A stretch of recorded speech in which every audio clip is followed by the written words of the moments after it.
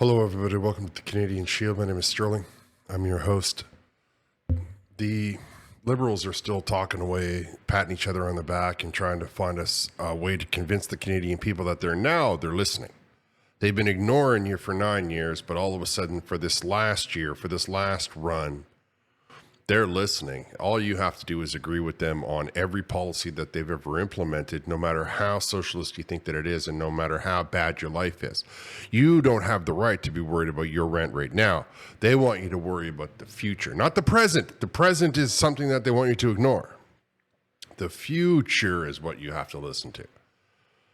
Now, MP Gould, Karina Gould, who's back from her maternity leave, she had a baby like 6 months ago. Now she's back.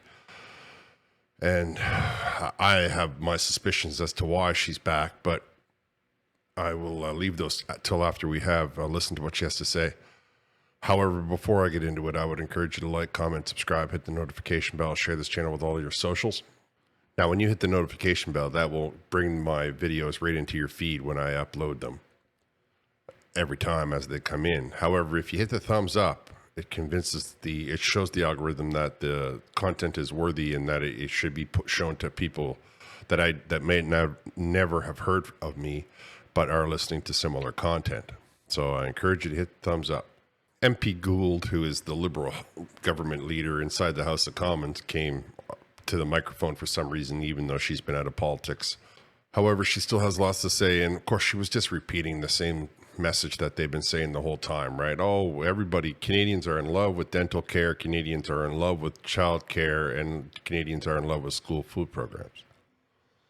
Now, the press asked her a couple of tough questions, but she kind of let slip the way that she actually perceives the voting population and the way she perceives her and the liberal concepts. So let's have a listen to what she has to say, and then I'll break it down for you. If you look at the polls, the desire for change that voters seem to feel is very powerful. Mm-hmm. And yet all I hear ministers here saying is continue to do the work you've been doing and delivering what you said you would do 9 years ago. And when I talk to people in my constituency, for example, when I hear from seniors about dental care, they like that. They want that to continue. They recognize that if the Conservatives were to get into government, that probably will not continue. I was in a mom and baby yoga class, right? And I was talking to the people in my class. Many of them are getting the Canada Child Benefit, right? That is helping them with the high cost of living. Many of them are taking advantage of the 18-month parental leave that we put in place. And almost all of them are accessing the lower child care costs. They found a space and they're getting those lower child care costs. They want those things to continue. They don't want those things to go away.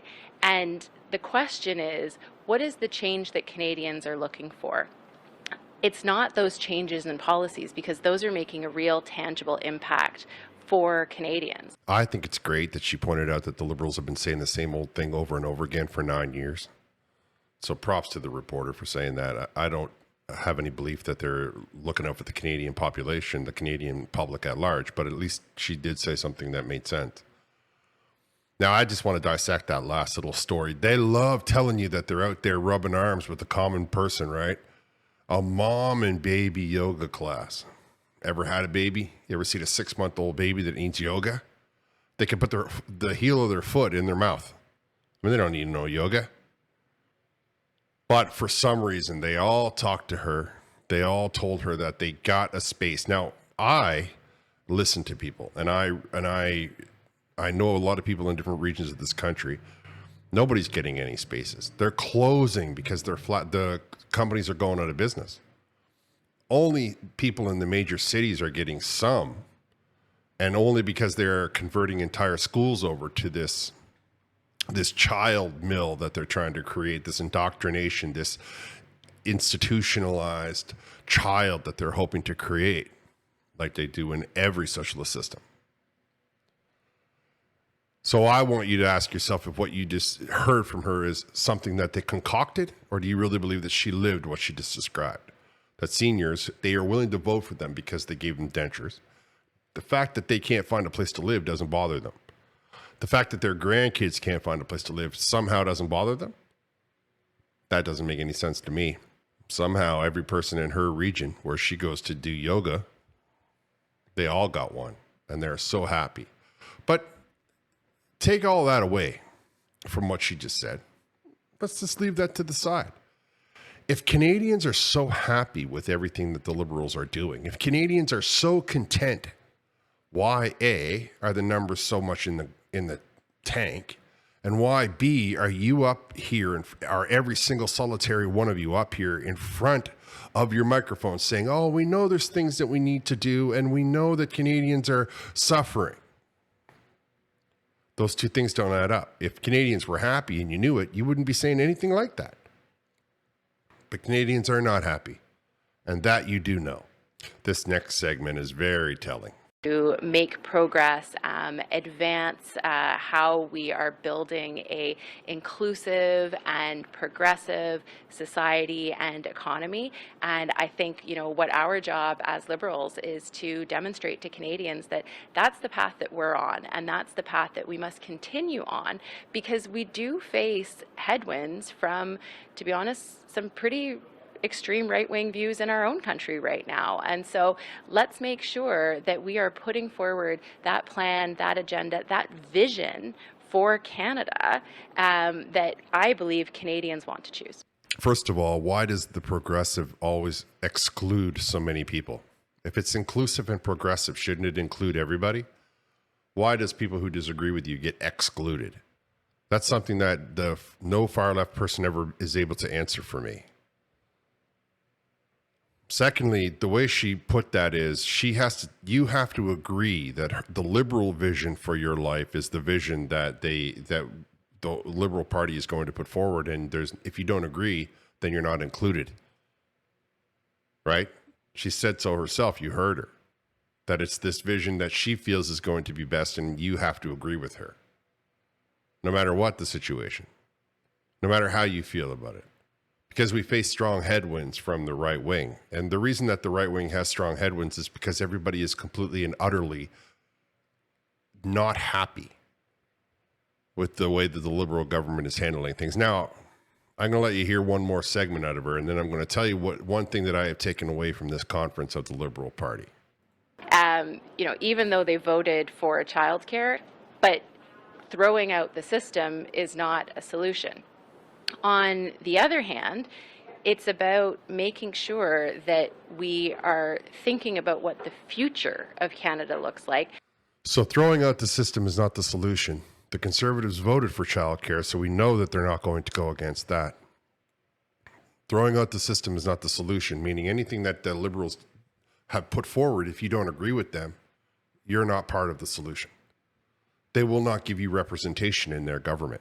They will not give you any form of a voice. They will not field your problems. They will not field your questions. They will ignore you because they feel that the future is something that you should be on board with. I wonder why they don't talk about the present. Why is it always around the corner with these guys? Why is it never right now? Why is it never here in front of us? Why is it never the present that we need to be talking about? Because the present is a disaster created by these very same people and the people that elected them. Let's not forget that.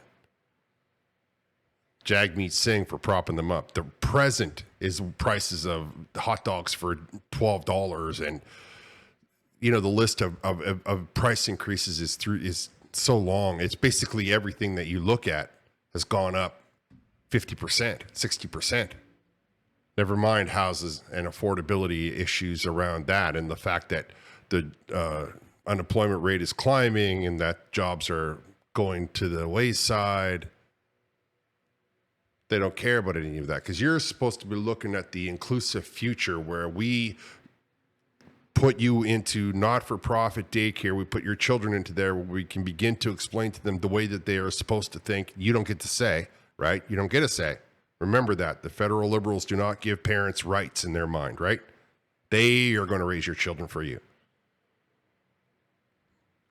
And they're going to feed you lunch, right? So don't worry about it. Your child is going to have a well-balanced meal of crickets and ants at least 5 days a week.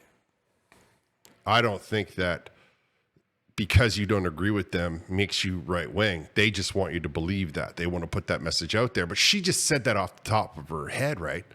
Like she didn't plan those words. That's the way they talk behind closed doors. That their vision, this small selection of people thinks that they know better than the rest of the world, these lawyers. So there's your future. Oh, I mentioned that I was going to tell you the one thing I'm taking away from this conference is the liberals are going to come out and tell you anything you want to hear. They told you just in January that temporary foreign workers are a necessity in this country. Now they're telling you, no, we're going to get rid of them. The ones that earn next to nothing. The ones that are still making the high-paying jobs, don't worry about it. We're still bringing them in. And so now that's all they're going to do from here on out. They're just going to tell you exactly what they want, what you want to hear, because they want you to vote for them. They don't want to give you those things. They only want to follow the vision that they have been given their marching orders from. They don't have any desire to listen to you. They only have the desire to tell you something that you want to hear and then hope that you will again prop up this minority government that has taken the country and made it a shambles, that has caused housing concerns, that has caused homelessness, that has caused, hard narcotics to be running all over our major cities, all on the taxpayers' dime. And now they want the taxpayers to pay for daycare. Now they want the taxpayers to pay for child school lunches. They want to do that they want to borrow your money. And I could tell you how that works out in other countries, but I don't want to let this one run for too long. I will make a video about how these socialist systems always fail. All right. I'm going to wrap here. I want to thank you all for listening. Hit the thumbs up. I'll talk to you next time.